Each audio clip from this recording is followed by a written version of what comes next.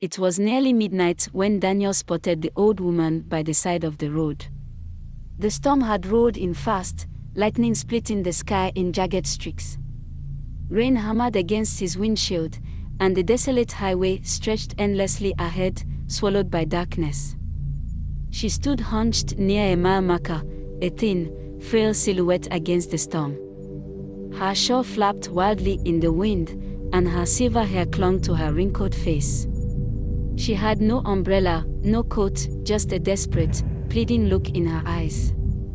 Daniel hesitated. His mother had always warned him about picking up strangers, but the storm was brutal. The nearest town was miles away, and leaving an elderly woman alone in this weather felt cruel. He pulled over. She shuffled to the passenger door and opened it without hesitation. The interior light revealed her face, deep wrinkles, sunken cheeks, and eyes so dark they nearly swallowed the whites. "Thank you, son," she said, her voice dry as rustling leaves. Daniel nodded and pulled back onto the highway. "Where are you headed?" She was quiet for a moment, staring at the road ahead. Then she said, "Wherever you're going." Something about the way she said it sent a chill through him. He forced a smile and focused on the road. The rain pounded harder. The radio sputtered with static. Daniel kept driving. The old woman barely spoke. She sat rigid, hands folded in her lap, her face turned toward the window. Occasionally, Daniel would steal a glance, but she never moved, never fidgeted. Just watched the storm. After about 30 minutes, the rain began to ease. The motel sign flickered up ahead, a cheap, roadside stop he had booked earlier in the day. "I'll be stopping here for the night," he said, pulling into the lot. The old woman turned to him, her lips curling into a faint smile. "I'll stay too." Daniel hesitated. "Oh, you don't have a reservation?" She simply opened her door and stepped out. Daniel watched her shuffle toward the motel entrance. Something about the way she moved, too smooth, too precise, made his stomach twist. But he shook it off, exhausted and soaked from the drive. Inside, the motel clerk barely looked up as he handed Daniel a key. The old woman had already disappeared down the hall. His room was musty, the carpet stained, the wallpaper peeling at the edges. But the bed was clean, and right now, that was all that mattered. Daniel locked the door, kicked off his boots, and collapsed onto the mattress. Sleep came fast. A sound woke him. A slow, deliberate tap. Tap, tap. His eyelids felt heavy, his body sluggish. The room was pitch black except for the faint glow of the neon motel sign bleeding through the curtains. And then, he saw her. The old woman stood at the foot of his bed. Still. Silent. Staring. Her eyes glowed yellow. Daniel's breath caught in his throat. His body refused to move. Her fingers, thin and bony, began to lengthen. The nails stretched, curling into wicked, blackened claws. She opened her mouth, too wide, her jaw cracking as it unhinged. A wet, guttural clicking sound filled the room. Daniel tried to scream. His body remained frozen. The old woman stepped closer, her clawed hand reaching toward his chest. And then, a knock. A loud, sharp bang. On the motel door. The old woman's head snapped toward it, her glowing eyes narrowing. Another bang. "Sir." A muffled voice. "You all right in there?" Daniel gasped as the paralysis broke. He scrambled backward, fumbling for the lamp. The light flickered on. The old woman was gone. The room was empty. His heart pounded as he stumbled to the door and yanked it open. The motel clerk stood there, a frown on his face. "Sorry to wake you, but we just got a call from the front desk phone in your room." Daniel blinked. "What?" The clerk gestured toward the phone on the nightstand. "You called us." But all we heard on the other end was breathing. Daniel's stomach turned. He hadn't touched the phone. And then, he noticed something. The closet door. It was slightly open. A sliver of darkness waited inside. Cold air seeped from the gap. Daniel took a slow, shaky step toward the closet. The motel clerk, still standing at the door, must have noticed his expression because he asked, "Sir, everything all right?"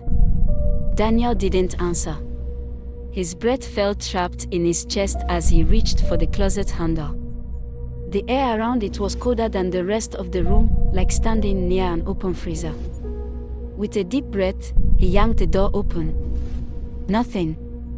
Just an empty closet with a few wooden hangers. But the cold remained. Daniel exhaled, forcing himself to relax. Maybe his mind was playing tricks on him. Maybe the dream, if it was a dream, had left a lingering sense of fear. The motel clerk sighed. "Sorry if we startled you. Just had to check. But, if you need anything, let me know." Daniel nodded. "Yeah. Thanks." The clerk hesitated for a moment, then turned and left, mumbling something about a long shift. Daniel shut the door and locked it twice. He sat on the edge of the bed, rubbing his temples. His skin was clammy, his heart still thudding against his ribs. Just a nightmare, he told himself. Just a nightmare. But the feeling of being watched lingered. And then, a soft creak. His stomach turned to ice. The closet door had opened again. Froze. The closet door now stood open by just an inch, enough to reveal complete darkness beyond it. The air was heavy, suffocating. And then, in the silence, a whisper. Not from the closet. From behind him. A wet, rasping breath against his ear. "She let me in." Daniel spun, nearly falling off the bed. The old woman stood inside the room. Only, she was no longer an old woman. Her skin sagged, stretched too thin, her mouth too wide, teeth too sharp. Her eyes burned a sickly yellow, her claws twitching at her sides. Daniel scrambled backward, slamming into the nightstand. The lamp crashed to the floor, plunging the room into darkness. The only light left came from the neon motel sign filtering through the curtains, faint, flickering. And in that dim glow, the creature moved. Not walking, gliding. Its mouth curled into something like a smile. "Do you know what happens," it whispered, "when you invite something in?" Daniel lunged for the door, fumbling with the lock. His fingers were slick with sweat. Behind him, the creature laughed. Not a human sound. A deep, choked clicking, like bones snapping in a throat. Daniel wrenched the door open and bolted. The motel hallway was empty.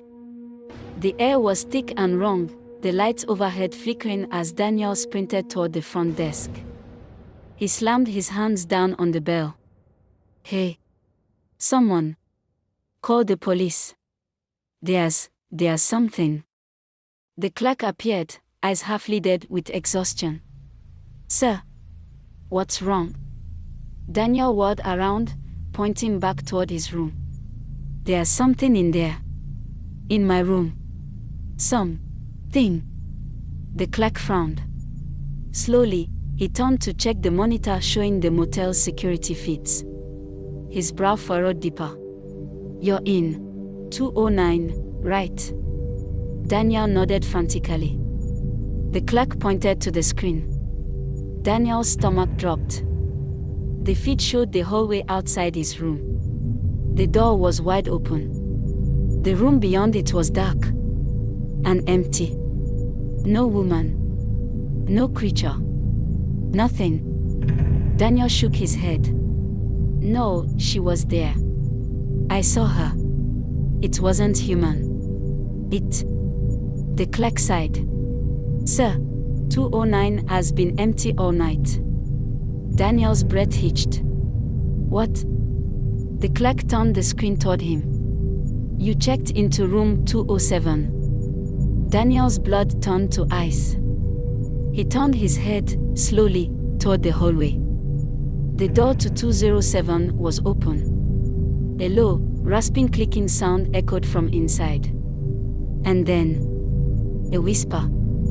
You let me in. Daniel ran. He didn't stop to think, didn't stop to grab his things.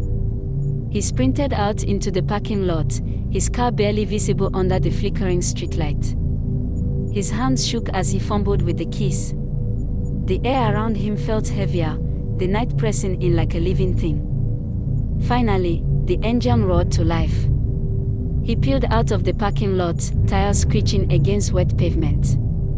The motel vanished into the distance. He didn't look back. He wouldn't look back. But just as the highway stretched before him, just as he began to breathe again, the rearview mirror flickered. Daniel's stomach knotted. Slowly, against every instinct screaming at him to drive faster, he lifted his eyes. And there, in the back seat, a pair of yellow eyes stared back. And the whisper returned. You let me in. Daniel's scream got caught in his throat. His vision blurred as panic took hold. The creature in the back seat didn't move, just stared, its sickly yellow eyes locked onto his in the rearview mirror. The car swerved. Daniel yanked the wheel, barely missing a road sign. His tires screeched against the wet pavement, the headlights illuminating nothing but the endless dark stretch of highway. His pulse pounded in his ears. His hands were clammy, slipping against the steering wheel. The thing behind him laughed. A low, choked clicking sound, like teeth grinding together. You let me in. Daniel's breathing came in ragged gasps. He didn't dare turn around. Instead, he slammed on the brakes. The tires shrieked. The car lurched forward, the seatbelt cutting into his chest. Silence. Daniel's knuckles turned white against the steering wheel. He swallowed hard. His heartbeat felt like a drum inside his car. The back seat was quiet. Empty. He exhaled, shaking. His hands trembled as he reached for the gear shift. He just needed to get out of here. He needed to. A claw wrapped around his throat. The passenger that never left Daniel couldn't scream. The fingers, long, impossibly thin, squeezed tighter, cutting off his breath. A voice, soft and wet, whispered against his ear. There's nowhere to go. The grip tightened. Daniel's vision blurred. The world faded at the edges. Then, light. Blinding white lights filled the car as another vehicle's headlights flashed in the rearview mirror. A truck's horn blared, shaking the night. Daniel's car shook as the massive truck sped past, barely missing him. And just like that, the grip was gone. Daniel gasped, sucking in air. He coughed violently, his throat burning as he clawed at his neck. He turned. The back seat was empty. But something was wrong. The road ahead, he didn't recognize it. No street signs. No landmarks. Just an endless, twisting stretch of highway vanishing into the dark. His GPS was dead. His phone. No signal. Daniel's stomach churned. He had driven this highway 100 times. There should have been exits, mile markers, something. Instead, there was only the road. And then, the whisper returned. You let me in. Daniel slammed his foot on the gas. He didn't care where he was. He just needed to get away. But no matter how far he drove, the road never changed. The same stretch of cracked asphalt. The same dark horizon. The gas gauge dropped lower. The air in the car grew heavy again. Thick. Suffocating. And then, the radio turned on. Static, at first. Then a voice. His voice. Daniel's own voice came through the speakers, trembling, frantic. "Hey. Someone. Call the police. There's something." His own voice from the motel lobby. Daniel's hands went numb. His breath hitched. And then, over the static, another voice layered over his. Her voice. "You let me in." The radio died. And Daniel realized. The rearview mirror had gone completely black. No reflection. No road. Just darkness. And within that void, 2 yellow eyes blinked open. And the whisper returned, "Closer now. You let me in. And now, you will never leave." The gas gauge hit empty. The headlights flickered. And as the car sputtered to a stop on the endless, nameless highway, Daniel finally understood. He had never left the motel. He never would. And somewhere, back in room 207, the closet door creaked open. Waiting for the next traveler. Waiting for the next whisper. Waiting to be let in.